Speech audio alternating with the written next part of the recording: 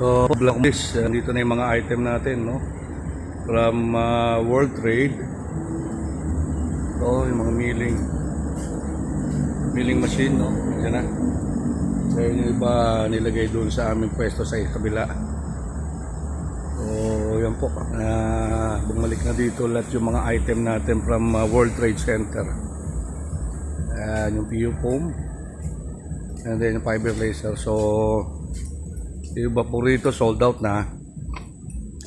Antayin nyo lang po yung aking upload para so antayin po natin yung schedule for deliver ng mga machines, yung ibang mga niling World Trade. So naking functions ng mga machines ulit. Okay lang po, nag-update lang po ako, no? Yung iba po ay nandun sa kabila. So ginumaga na po yung egress.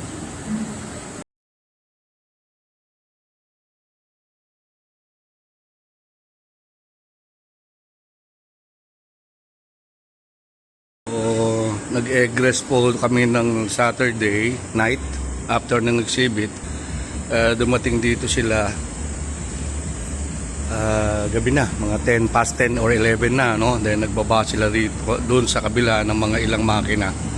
And then umaga na po nagbaba dito sa area dito.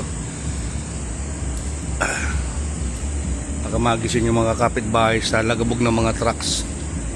Kaya hindi na muna kami nagbaba ng gabi. So lahat po yan binabayan ng Sunday morning na. Malalaking truck po kasi nagdadala nito, kaya mahihirapan at maingay na sa mga kapitbahay. So yan. Then sila po ang daan mahigit na ata. So yan lang po yung mga trabaho pag egress na from exhibit. Since malalaking machines ito, so medyo matrabaho maglabas doon and magbaba ulit dito, and then waiting lang po tayo ulit para sa mga deliveries naman.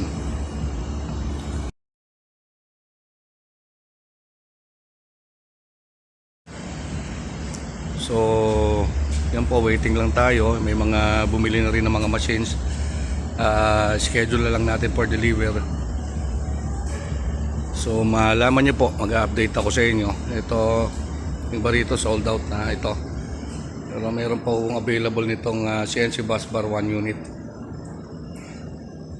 Then ayun sa lathe machine, milling, laser, press brake, mayroon po mga nag-pledge na rin ng mga order. So waiting na lang rin kami sa schedule and delivery. So yan po, sa ngayon lang, no? Yan po yung epekto ng medyo matrabaho maglabas from World Trade Center and then ibababa rito at saka sa kabilang pwesto namin. Then ganun po ulit, schedule for deliver naman. So yan po yung mga update lang sa ngayon, ano?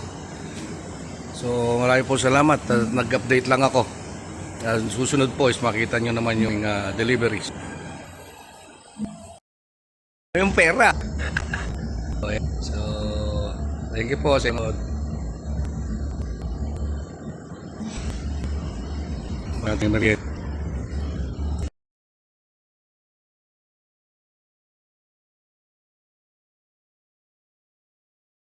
Merienda muna para